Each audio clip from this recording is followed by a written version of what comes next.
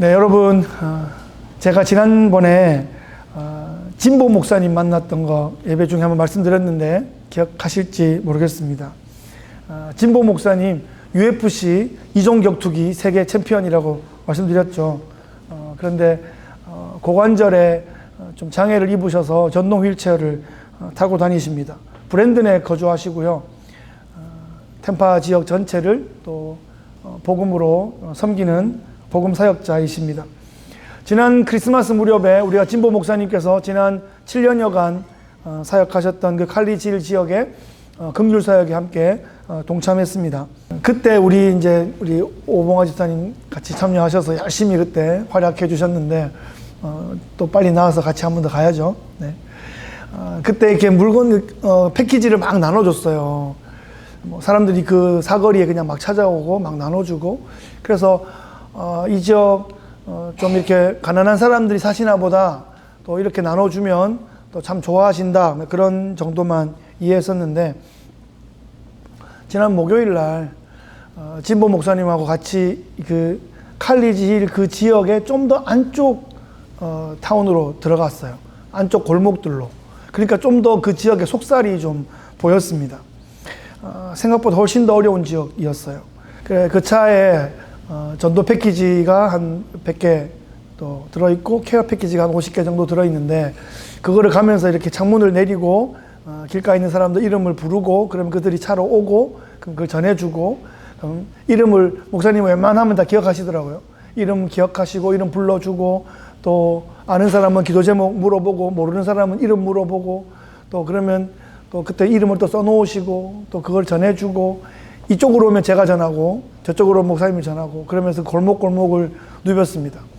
가니까 오후 2시쯤 갔었는데 그냥 공원에 누워있는 사람들, 그냥 앉아있는 사람들, 왔다 갔다 하는 사람들, 그냥 대낮인데 그냥 그렇게 하고 있으세요. 그런데 참 이렇게 힘없이 처져 있다가 목사님이 이렇게 부르시면 막 또 기쁘게 달려오고 그러면서 목사님과 참 좋은 관계들이 되어 있구나, 그렇게 생각했습니다.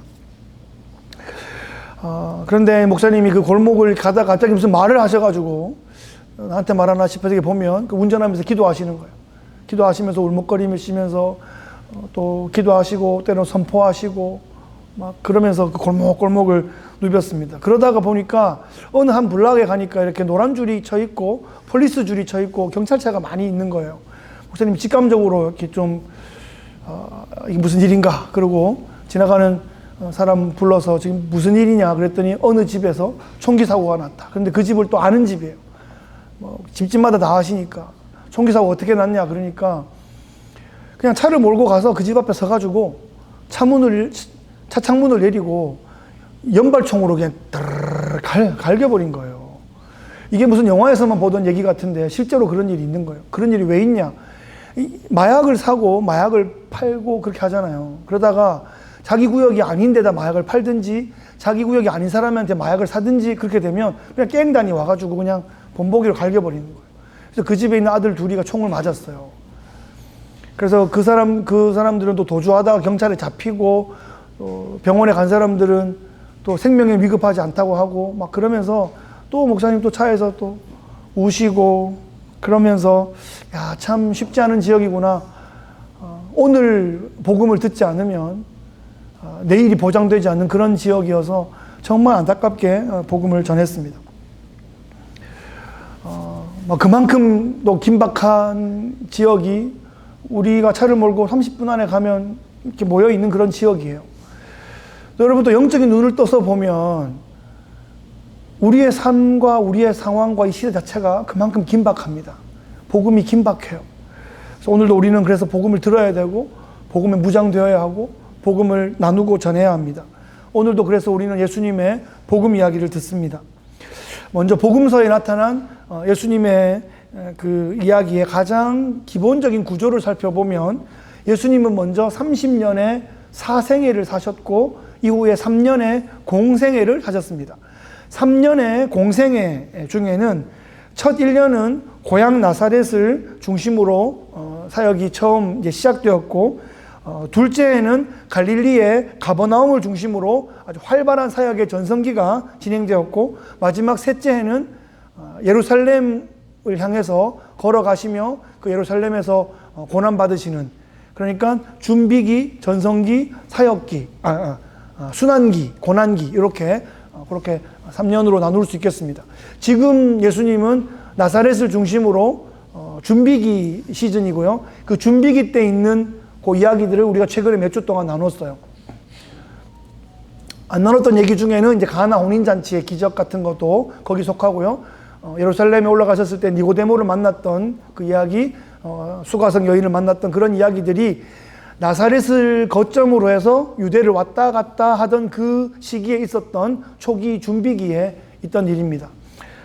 그런데 그 기간에 갈릴리에 가버나움이라는 곳이 있는데 그곳에도 이미 복음이 전해졌고 그곳에서도 사역이 일어나고 있었어요. 그러니까 두 개가 나사렛과 가버나움이 중첩되어 있는 그런 시점이 지금 우리가 보는 시점이다, 이렇게 이해하시면 좋겠습니다. 오늘 본문의 직접 문맥인 14절 15절 말씀에 한번 보시면 제가 읽어볼게요. 예수께서 성령의 능력으로 갈릴리에 돌아가시니 그 소문이 사방에 퍼졌고 친히 그 여러 회당에서 가르치심에 무사람에게 칭송을 받으시더라, 이렇게 기록되어 있습니다. 이 구절은 예수님께서 그 나사렛을 근거지로 해서 유대를 왕래하는 그 준비기 사역을 하시다가 이제 성령의 능력으로 갈릴리로 돌아가셔서 이제 본격적인 가버나움을 중심으로 한 사역의 전성기를 맞았던 그 장면을 좀 총평하는 그런 기록입니다.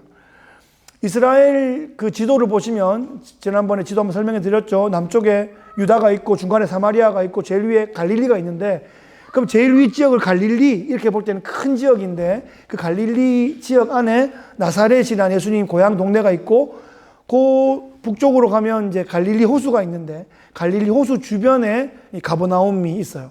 그러니까 우리가 갈릴리라고 하면 큰 갈릴리 지역을 말하기도 하고 갈릴리 그 바다 해변 근처에 있는 작은 갈릴리를 또 더 특정하게 이야기합니다.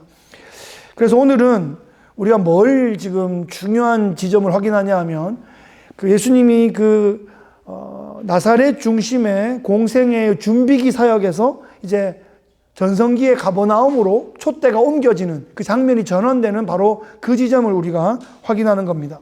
어떤 일이 있었을까요?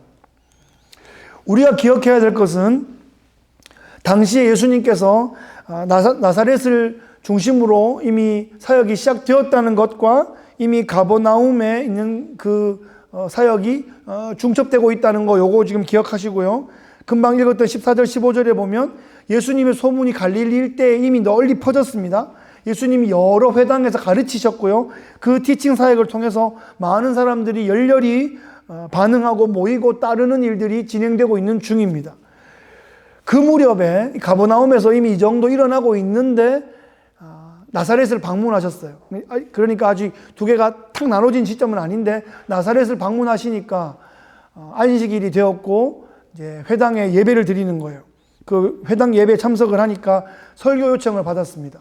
왜냐하면 이미 가버나움에서도 활발하게 가르치시고 큰 열매들이 있었기 때문에 고향 나사렛 회당에서도 예수님께 말씀을 부탁했습니다. 그러면서 이사야 두루마리가 주어졌어요.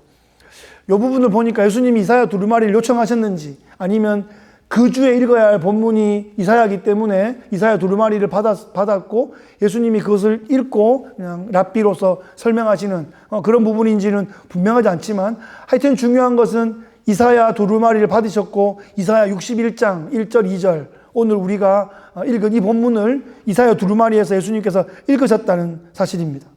그 내용이 주의 성령이 내게 임하셨으니 이는 가난한 자에게 복음을 전하게 하시려고 내게 기름을 부으시고 나를 보내사 포로된 자에게 자유를 눈먼 자에게 다시 보게 함을 전파하며 눌린 자를 자유롭게 하고 주의 은혜의 해를 전파하게 하려 하심이라.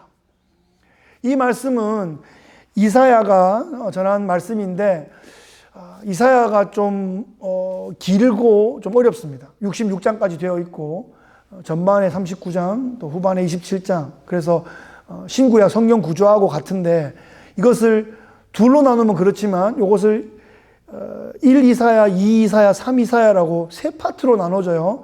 그러니까 포로로 가기 전 상황하고 포로로 간 상황하고 포로로 갔다 온 상황 이 세 가지 상황 나눠지는데 이 오늘 예수님 읽으신 본문은 포로로 갔다가 온 상황이에요. 그러면 여러분 보세요. 포로로 갔다가 왔으면 이제 해방이잖아요. 독립했잖아요. 자유롭잖아요. 그죠? 그러면 이제 막 자유로운 얘기만 하면 되는데 포로로 갔다 온 사람들에게 내가 너희들 억눌림을 풀어주겠다. 참다운 자유를 주겠다. 이런 말씀을 하고 있는 거죠.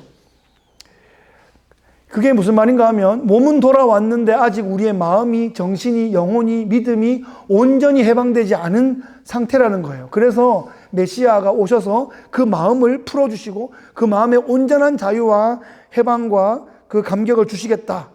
그것이 바로 메시아의 사역이다. 이 말씀을 하고 계신 겁니다. 이 내용을 간단히 한번 살펴보죠. 메시아의 사역은 첫째로 가난한 자에게 복음이 전해지는 사역입니다. 가난한 자에게 복음이 전해지는 사역. 가난한 자에게 복음이 필요합니다. 근데 가난한 자에게 복음은 영적인 복음뿐 아니라 빵도 필요합니다. 육적인 빵도 복음이에요. 그들에게 빵 없이 말씀만 전하면 그것은 반쪽짜리 복음입니다. 안 그러면 죽는데요, 뭐. 그래서 빵을 먹어야 되고, 왜냐하면 여러분, 빵하고 복음하고 완전히 나눠 있다고 생각하지 마시고, 그 상황에서는 빵도 복음이에요. 복음빵이죠. 복음밥이죠. 그래서 제가 복음밥을 좋아하는데. 그래서 저는 볶음밥 먹을 때마다 복음과 밥을 함께 생각합니다. 아, 복음과 밥이 함께 가야 되는구나. 그래야 이들이 변화될 수 있구나. 그래야 이들이 영육간에 살겠구나. 그래서 구제 사역이 필요하고 선교 사역이 필요하고 그때 가서 먹이는 사역을 같이 해야 되는 거예요. 네, 가난한 자에게 영육간에 복음이 전해지는 이 일이 바로 메시아의 사역이다. 두 번째 메시아의 사역은 포로된 자에게 자유를 주는 사역입니다. 포로에게 복음은 자유를 얻는 것입니다. 나라의 주권을 빼앗겼을 때 꿈에도 소원은 독립이죠. 우리의 소원은 독립. 꿈에도 소원은 독립. 원래 그 노래가 독립이었어요. 근데 독립을 불렀는데 독립이 돼버렸어. 그래가지고 가사를 통일로 바꾼 거예요. 그래서 원래는 그 독립, 간절히 사모하는 독립을 노래로 불렀던 겁니다. 진짜 꿈에도 독립되고 싶지 않겠어요? 그죠? 그러니까 대한 독립 만세, 만세 막 불렀던 겁니다. 여러분, 그런데 독립이 되었는데 아직 독립이 덜 된 거예요. 해방이 되었는데 아직 뭔가 해방이 덜 된 거예요. 여러분, 지금은 이게 무슨 말씀인지 아시죠? 몸은 해방되었는데 아직 정신이 아직 종속되어 있는 거예요. 그러니까 우리가 어떻게 보면 몸은 교회에 와 있는데 여전히 아직 묶여있는 부분이 있는 거예요. 여전히 발도 묶여있고 손도 묶여있고 마음도 묶여있고 생각도 묶여있는 이런 부분이 있다는 말이죠. 그래서 이 부분에 대한 온전한 자유, 진정한 자유가 필요하다는 것입니다. 그래서 포로된 자에게, 사탄에게 포로되어 있는 그 부분이 있다면 그 부분에 대한 자유를 주시는 것, 이게 메시아의 사역입니다.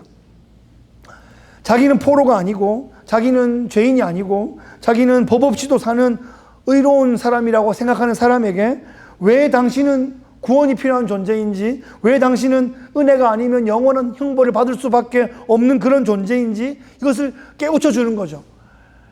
포로인데 포로인 줄도 모르는 게 사실은 문제예요. 묶여 있다는 거죠. 그것을 깨우쳐 줘서 아, 내가 자유로운 것 같은데 법적으로는 자유로운데 실제로 영적으로는 자유롭지 않구나라는 것을 깨닫게 해줘서 그 자유를 소원하게 하고 그 자유를 정말 실현하게 하는 그 일이 메시아의 사역입니다. 세 번째 메시아의 사역은 눈먼 자를 다시 보게 하는 사역입니다. 눈먼 자를 다시 보게 하는 사역. 여러분, 눈먼 자가 눈 뜨는 거 여러분 평생에 보신 적이 있습니까? 참 희귀한 경우죠. 봉사가, 맹인이, 소경이 눈을 뜨는 거예요. 그런 일들이 간혹 있습니다, 여러분. 간혹 있어요. 들은 적은 있습니까? 들으신 적은? 가끔 일어나요.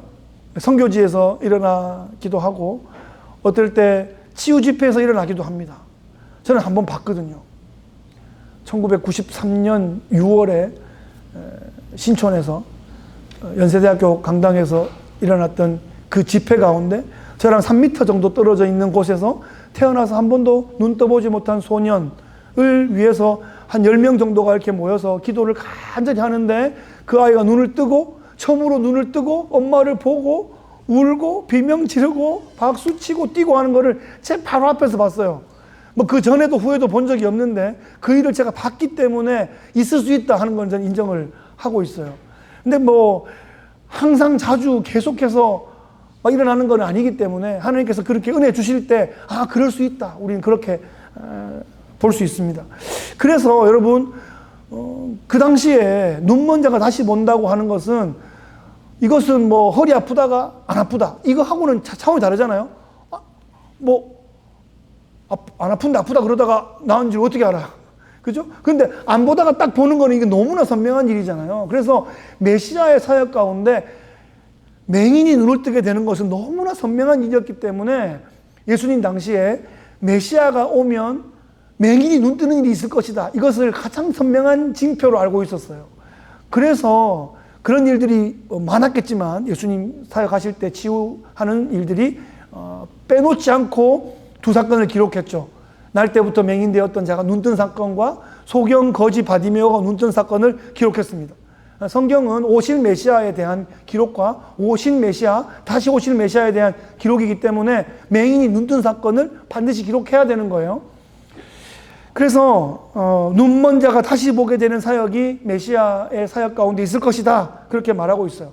그것은 그 두 가지 사건, 또 기록 안 된 많은 맹인이 눈뜬 사건뿐 아니라 영적인 맹인이 눈뜨는 사건이 있을 것이다 라는 것을 분명히 말해주고 있죠.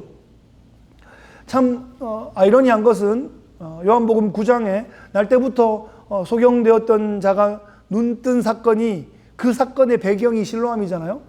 어두운 밤에 캄캄한 밤에 새벽을 찾아 떠난다. 그게 그래서 그 자가 진흙으로 눈에 이기고 실로암에 가서 눈을 떴는데 자기들은 이미 다 꿰뚫고 다 알고 있다고 말하는 바리새인들이 사실은 영적인 맹인이었다라는 것이 그 사건의 본질 아닙니까? 그 바리새인들도 여전히 자기의 높은 마음 가운데 있으면 어둠 가운데 영원한 그 맹인인 상태에 있을 수밖에 없지만 자기가 연약하고 내가 다 알지 못하고 뭔가 하늘로부터 온 가르침이 있다고 생각하고 그 밤에 예수님께 나온 어두움 가운데서 빛 가운데로 나온 니고데모는 빛을 보잖아요. 그죠? 그래서 참 성령의 새롭게 하심으로 그가 거듭남의 은혜를 체험하고 요한복음 3장 16절의 말씀을 들어서 우리에게 전해주고 있는 거 아닙니까? 예. 그래서 여러분 눈먼 자가 다시 보게 하는 이 사역을 영육간에 감당하시는 것이 메시아의 사역입니다. 메시아의 사역 네 번째로는 눌린 자를 자유롭게 하는 사역입니다. 사람들은 무엇인가 어디엔가 짓눌려 살아갑니다. 사탄의 압박에 눌린 사람들, 돈의 유혹에 눌린 사람들, 약물과 게임에 중독된 사람들, 또 권력의 욕심에 인기에 명예에 눌려있는 사람들의 해 아래 똑같은 일들이 계속 반복되어 가고 있습니다. 예수님은 영혼들이 이렇게 눌린 상태에 살아가는 그 상태에서 자유롭게 하는 그 일을 감당하기 위해서 오셨습니다. 뿐만 아니라 이렇게 안 좋아 보이는 거에 눌려있는 것뿐 아니라 참 그들이 숭상하는 거에 좀 눌려있는 거예요. 율법 말이에요. 율법. 그 율법이 참 은혜이고 율법이 참 하나님 백성들의 영광이고 그런데 그 율법에 짓눌려 살았던 것이 예수님 당시의 유대인들의 모습이었습니다. 그래서 예수님께서 수고하고 무거운 짐진 자들아 다 내게로 오라 내가 너희를 쉬게 하리라 할 때 그 수고하고 짐을 지는 게 율법에 대한 거예요.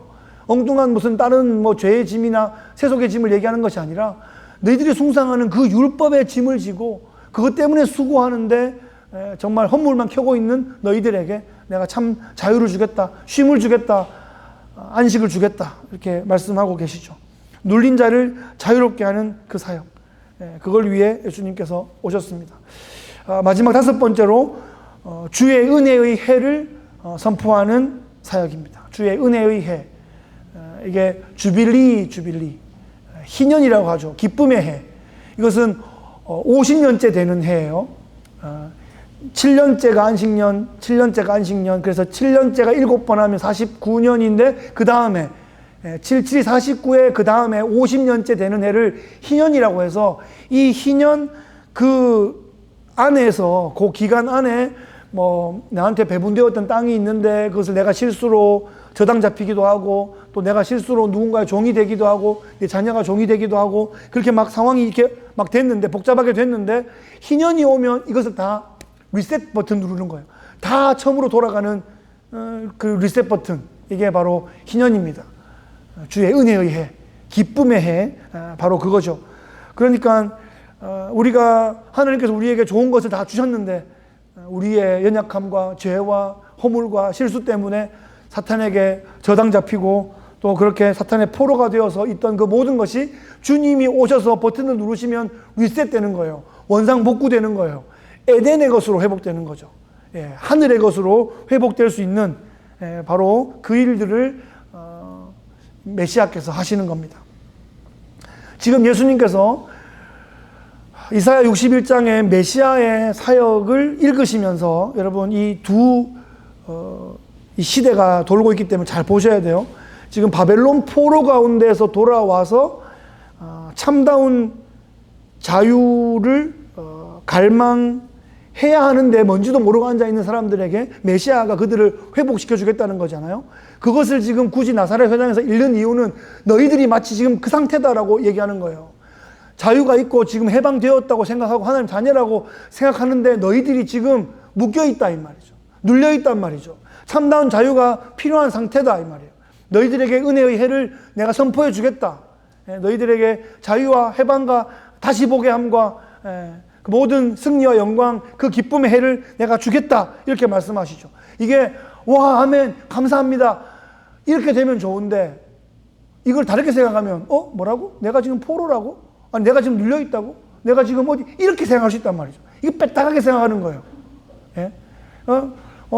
설교자가, 목회자가, 목사가 성도를 생각하고 말씀을 생각하고 시대를 생각하고 막 기도하고 막 안타까워하면서 말씀을 준비해서 전하는데 저거 뭐 지금 생각하고 얘기하는 거지 막 이러면서 뭐 막 그거를 생각하든지 아니면 저거 저 사람들이라고 하는 거지 이것도 위험하고 저거 나한테 얘기하는 거지 이것도 위험하고 그냥 안타까운 마음으로 본문 가운데 그냥 이 하나님의 스피커가 되기 위해서 그냥 애쓰고 있는 현장이니까 여러분 목사도 좀 긍휼히 봐주시고 무슨 의도를 가지고 하는 그런 거 아무것도 없으니까 여러분 의도가 있다면 이 말씀 앞에 저를 비춰보고 야 참 안타깝다 참 문제가 많구나 나도 어디 눌려있구나 묶여있구나 그렇게 생각하고 전하고 있는 거라고 생각하세요.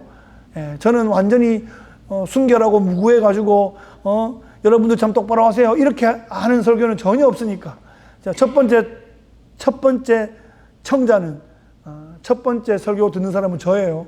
저한테 얘기하는 거니까 그렇게 이해해 주세요. 예수님은 좀 다르죠. 예수님하고 자기를 막 이렇게 비교하거나 예수님 밑에 자기를 자꾸 놓으려고 하는 인간들이 문제예요. 그런 인간들이 이단 사이비 교주가 되는 거예요. 자, 여러분 설교자는 뭘 전하는 사람이에요? 세례요한 같은 사람이에요. 세례요한. 그래서 이분 예수님입니다. 이분이 메시아예요. 이분 길을 따라가세요. 저 이분 따라갈 거니까 저랑 같이 갑시다. 이게 목사가 하는 일이잖아요. 근데 이단 사이비 교주는 그 예수님 자리에 자기를 넣어. 내가 신이다. 내가 메시아다. 나를 따라라. 이거 여러분 내가라고 얘기하는 순간 짝퉁이에요. 그분이라고 얘기하면 혹시 그 사람이 조금 내 마음에 안 들고 조금 실수하더라도 아 주님 따라가는 사람이구나 생각하고 좀 봐주시면 되고 내가 하면 그는 100% 이단의 전형이 거기서 나오는 거죠. 지금 여러분 단순하게 한번 표현해 보면 예수님이 나사렛 회당 예배에서 나사렛 회중들을 향해서 이사야의 두루마리를 펴고 여러분은 지금 포로된 상태에서 아직 완전히 해방되지 못하고 있고 내가 여러분을 해방해 줄 메시아입니다. 이 얘기를 하고 있는 겁니다. 여러분 되게 놀라운 설교예요. 예수님 공생애 3년 동안 많은 설교 사역을 하셨는데 그 중에 제일 놀라운 설교가 이거예요. 제일 예수님의 메시아적 사역의 정체성을 드러내는 설교가 바로 이 설교입니다. 그런데 금방 말씀드렸듯이 예수님만이 유일하게 이 설교를 하실 수 있는 거죠. 본인이 메시아니까 말이죠. 자, 여러분 근데 짝퉁이 있을 때는 진품이 있으니까 짝퉁이 있구나 이렇게 생각하시면 돼요. 예수님 진짜가 있으니까 마지막이 될수록 참과 거짓 또 진품과 짝퉁은 점점 더 구별이 될 것이다. 그렇게 생각하시고 적그리스도가 온 세상 가운데 강력하게 영향을 미칠 때 그때가 되어야 주님 오신다 그랬기 때문에 점점 이게 심해지면 심해질수록 주님 오실 날이 가까워왔나 보다 생각하시고 나를 경성하고 또 주의를 깨우고 그런 일들을 해야 됩니다. 자, 예수님은 자신을 메시아라고 말했는데 메시아가 하는 일이 뭡니까, 여러분? 메시아는 그 이단 교주들이 자기들이 메시아라고 하면서 하는 것처럼 전부 다 집 팔고 논 팔고 뭐 다 바치라 그래가 지가 다 가져가는 이 메시아 아니에요. 메시아는 뭐예요? 내가 널 위해 죽겠다. 이게 메시아잖아요.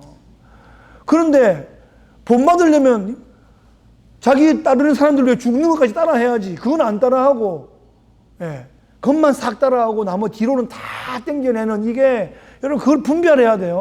이걸 분별 못하는 건 참 너무 안타까운데 참 어떻게 해야 될지 모르겠습니다. 자, 여러분 오늘 마지막 말씀 기억나십니까? 마지막 구절. 이게 봐요. 22절 놀라워요. 그 입으로 나오는 바 은혜로운 말을 놀랍게 여겼어요. 이거 은혜 받은 거잖아요. 놀랍게 와, 야, 어메이징, 막 오썸, 막 우와. 그러면 거기에서 은혜 받고 그 은혜에 대한 반응을 하면 되는데 이 사람이 요셉의 아들이 아니냐? 이러면서 은혜 반응과 뭔가 좀 지가 좀 안다 그러면서 비아냥거리는 요 말이 병행되고 있단 말이에요. 이게 지금 문제예요. 이러다가 지금 어떤 문제가 생겼냐? 이 은혜를 받았는데 먼저 이 은혜가 삐딱한 말이 들어왔을 때 이 은혜까지도 분노의 에너지로, 대적의 에너지로 전환되어 버렸습니다. 이 장면에서 이게 저가 요셉의 아들이 아니냐 이 말씀이 너가 아버지 뭐 하는지 다 안다 이 말이죠. 너가 집 어디 있는지 다 알고 네 학교 어디 있는지 네 어릴 때 뭐 하고 다녔는지 내가 다 안다. 이제 와서 네가 메시아라고 뭐 이러면서 동네 사람들이 막 얘기하는 거죠.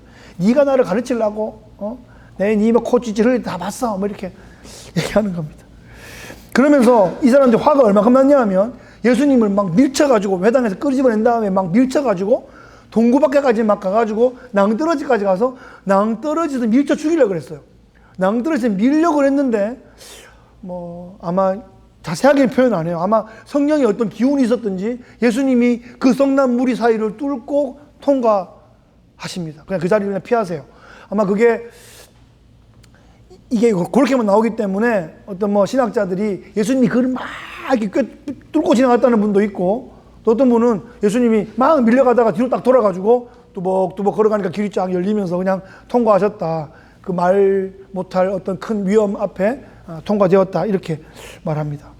여하튼 간에 여러분 이 장면은 자기 고향 동네 회당에서 예수님을 끌어내가지고 막 밀쳐가지고 낭떠러지까지 밀고 가는 이런 일이 있었다는 거, 야, 참, 그거 알았지만 다시 보니까 좀 더 되게 놀라웠습니다. 이 길로 예수님은 나사렛을 떠나셔서 가버나움으로 가셨습니다. 선지자가 고향에서는 존경받지 못한다 그러시면서 이제 가버나움에 가시니까 사역이 폭발적으로 일어나죠. 예수님 사역의 전성기가 가버나움에서 벌어집니다. 나사렛이 반대한다고 해서 예수님의 사역이 중단되는 것이 아닙니다. 고향 사람들의 생각과 하나님 생각은 다릅니다. 우리는 성령에 의존하여서 생각하고 묵상할 줄 알아야 됩니다. 남이 하는 비난, 그거 생각하고 묵상하고 잠자리에 들면 잠을 못 자요, 여러분. 그 억울하고 분하고 이렇게 심해가지고 어떻게 이렇게 잠이 듭니까? 그런 거 묵상하는 게 아니에요. 니 떠들어라 이렇게 생각하고 하나님 마음은 니랑 다르다 이렇게 생각하고 딱 마음을 딱 잡으셔야지. 그런 묵상할 거를 묵상해야 돼요, 여러분. 성경 말씀을 묵상해야 되지 남이 툭 던진 말 이런 거는 잡지도 말고 묵상 절대로 하면 안 됩니다. 잠자리에는 절대로 갖고 들어가면 안 됩니다. 사탄은 그런 방식을 가장 즐겁게 사용합니다. 그래서 말로 사람을 썩게 만들고 관계를 무너뜨리는 그런 일들을 계속하죠. 말씀을 정리하겠습니다. 오늘 말씀의 제목은 거절과 반대를 극복해라 이런 제목입니다. 뭐 제목만 보면 예수님도 안 보이고 성령도 없는 것 같은데 내 의지와 능력으로 뭐 극복해라는 것 같은데 그런 말은 아닙니다. 예수님의 그 메시아 사역 가운데 거절과 반대가 있었다는 얘기죠. 특히 이 2살 무렵부터 30살 될 때까지 목수로서 모든 그 마을을 찾고 방문하고 섬기고 살았을 그 예수님을 이 고향 사람들이 낭떠러지로 막 밀어붙여가지고 죽이려고 그랬던 그 정도의 강력한 대적이 있었다는 것을 여러분 기억해 주시길 바라요. 믿음 생활을 하는데 이와 비슷한 일들이 일어날 수 있습니다. 목회사역을 섬기는데 이런 일들이 일어날 수 있고, 교회가 세워지는데 반대가 일어날 수 있습니다. 죽이려 하는 일들이 일어납니다. 그럴 때마다 우리는 예수님을 기억해야 됩니다. 나사렛 회당에서 메시아 사역을 선언하시다가 낭떠러지에 떨어뜨림을 받을 뻔한 그 예수님. 여러분, 반대하는 일이 있겠으나 하나님의 일이면 이루어지는 것이에요. 대적하는 일을 당하겠으나 하나님의 때가 아니면 그들 가운데로 유유히 통과하는 일이 있을 겁니다. 거절과 반대를 경험하는 것은 메시아의 숙명입니다. 메시아적 사역을 감당하고자 하는 사람들, 예수님의 팔로워들, 제자들은 크고 작음을 막론하고 하여튼 경험하게 됩니다. 거절과 반대를 경험할 때 우리가 해야 되는 것은 내가 하나님 앞에 바로 서 있는가, 내가 하나님 앞에 정직하게 행하고 있는가, 그것만 생각하면 됩니다. 그들의 말이, 그들의 반대가 진실이 아니기 때문입니다. 확실하다고 생각하면 그저 믿음으로 걸어가면 됩니다. 그러면 내 앞에 누가 있냐? 믿음의 선진들이 있어요. 그 앞에 누가 있냐? 예수님 서 계시는 거죠. 우리는 그 길을 따라갈 것입니다. 계속 믿음으로 전진해서 하나님 나라 멋지고 아름다운 사건들의 주인공 되시기를 예수 그리스도의 귀하신 이름으로 축복합니다. 아멘.